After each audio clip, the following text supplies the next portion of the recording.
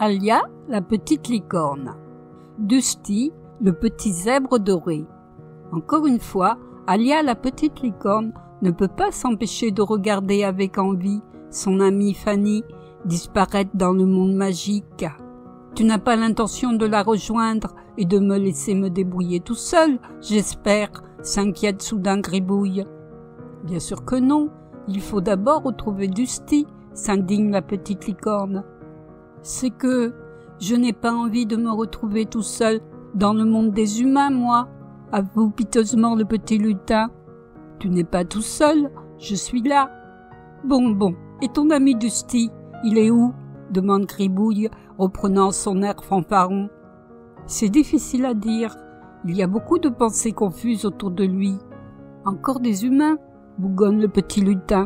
« Non, ce ne sont pas des humains, des animaux plutôt, de petites créatures, » tente d'expliquer Alia. « Tant mieux s'il n'y a pas d'humains, tu iras plus vite, » s'enthousiasme Gribouille. « Des humains, il y en a, plus loin, » précise la petite licorne. « Évidemment, il fallait s'en douter, » ronchonne Gribouille.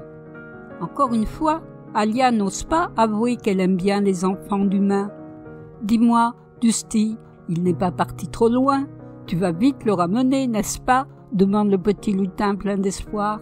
« Il a eu le temps de parcourir beaucoup de chemins, » signale la petite licorne. « Tant pis, » soupire Gribouille d'un air dépité. « Bon, je vais le chercher, » déclare Alia en se rendant invisible. « Et surtout, évite les humains !» s'écrie Gribouille en direction de la petite licorne qui s'éloigne déjà. Alia prend la direction des fermes de Marinette et de Tom, puis se dirige vers la droite, laissant derrière elle les habitations de ses petits amis humains. Elle arrive à proximité d'un autre village. Là encore, elle ne s'approchera pas, elle observera. Elle n'a pas oublié les recommandations de Gribouille. Mais contrairement à ses souhaits, elle n'a pas le choix. Elle doit s'approcher des habitations. Car Dusty, lui, n'a pas hésité à pénétrer dans la cour d'une ferme. Il a envahi le poulailler. Des poules s'agglutinent autour de lui, à la fois curieuses et inquiètes pour leur poussin. Quant au coq royal, juché sur son perchoir, il observe l'intrus sans réagir. Alia comprend pourquoi elle a capté des pensées confuses. Ce sont ces drôles de petites créatures qui en sont la cause. Ces petits poussins qui courent dans tous les sens, en gazouillant tous en même temps. Qu'ils sont mignons, qu'ils sont drôles, constate la petite licorne, amusée par le comportement des petites bêtes. Elle en oublie même de signaler sa présence à Dusty.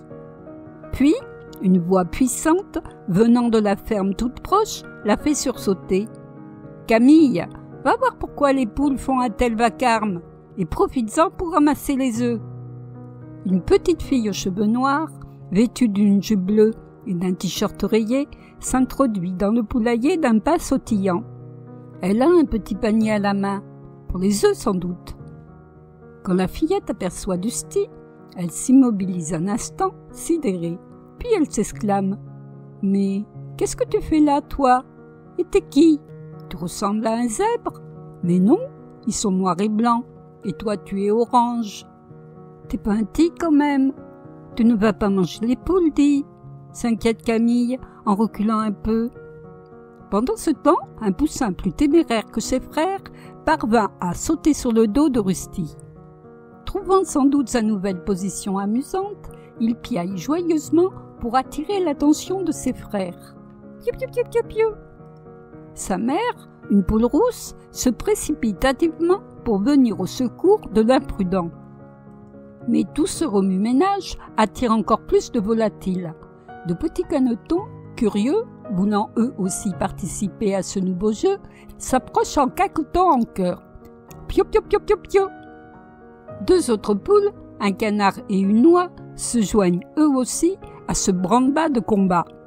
Seul le coq est resté impassible sur son perchoir. Posant son panier à ses pieds, la fillette s'efforce avec de grands gestes de la main de disperser tout ce petit monde. « Allez, allez !» Puis, s'approchant résolument de Dusty, elle saisit délicatement le petit poussin audacieux dans ses mains pour le déposer loin des sabots du zèbre tigre. Roussette, emmène tes poussins loin d'ici, dit-elle en s'adressant à la poule rousse. Et toi aussi, Blanchette, emmène-les un peu plus loin. Il ne faudrait pas qu'ils prennent un coup de sabot, ajoute-t-elle en s'adressant cette fois à la poule blanche. Résolue à ramener le calme dans le poulailler, elle agite les mains pour faire fuir les perturbateurs qui se dispersent en piaillant à tue-tête pour revenir aussitôt vers elle. « Mais vous êtes des petits coquins. Allez, allez !» insiste Camille, à la fois amusée et contrariée. « Coin, tu ferais mieux d'emmener tes canetons patauger dans la mare, plutôt que de me... » Elle ne finit pas sa phrase, car c'est à cet instant précis qu'Alia redevint visible, provoquant la panique dans le poulailler. La fillette est tellement abasourdie qu'elle manque de tomber à la renverse.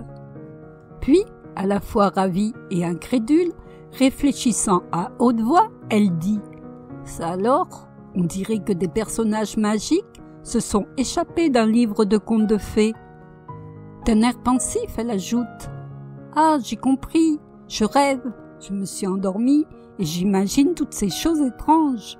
Quand même, c'est bizarre tout ça. » « Je suis une licorne, » révèle Alia dans l'esprit confus de la petite fille. « C'est drôle, on dirait que tu m'as parlé, mais non, c'est pas possible.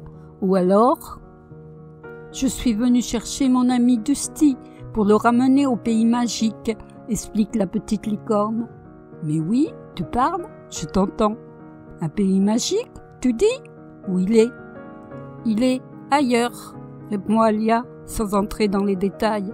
« Où ça ailleurs? Je peux venir avec vous? Je ramasse les œufs, je les amène à la maison et je reviens.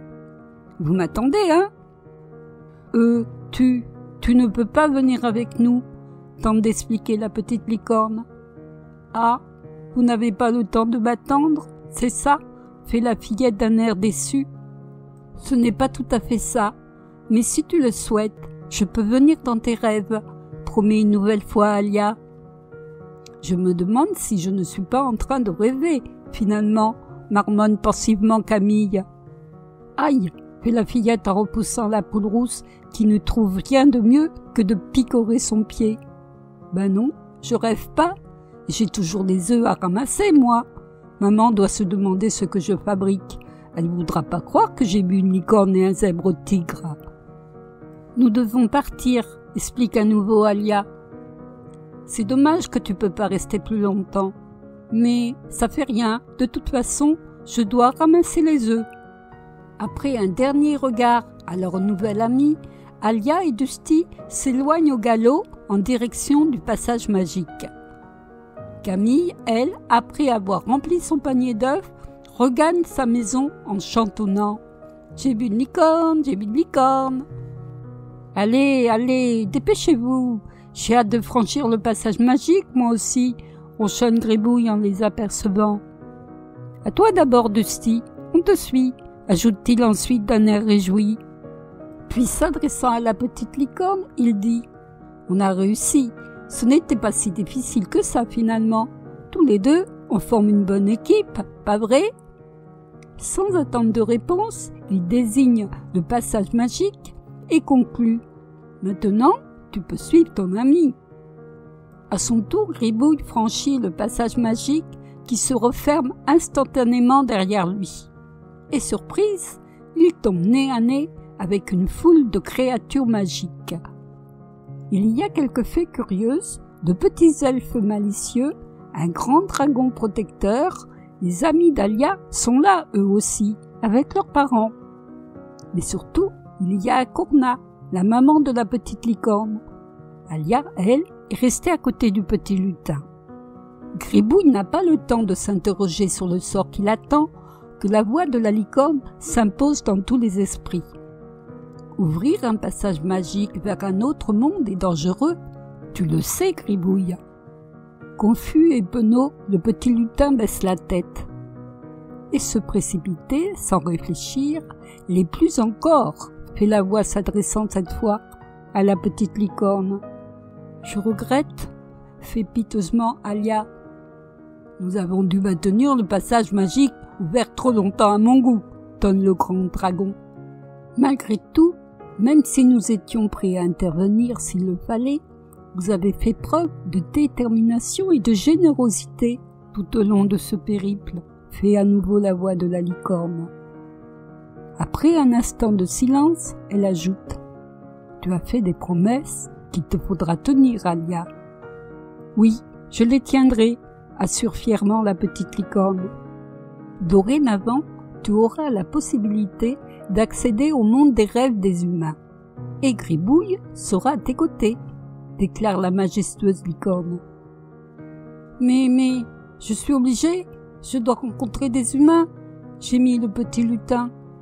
« Des enfants d'humains, seulement les enfants, » confirme la licorne. « Alors j'ai une nouvelle mission ?» demande Alia, à la fois ravie et émue. « Oui, dans le monde des rêves, tu auras le pouvoir de réaliser les souhaits de tes petits amis humains.